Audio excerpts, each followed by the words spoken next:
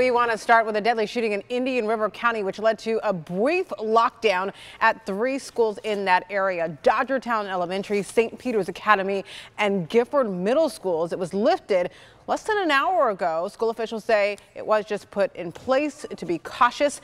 We do know the deadly shooting, was on 43rd Street and 28th Court in Gifford. No other details have been released at this time.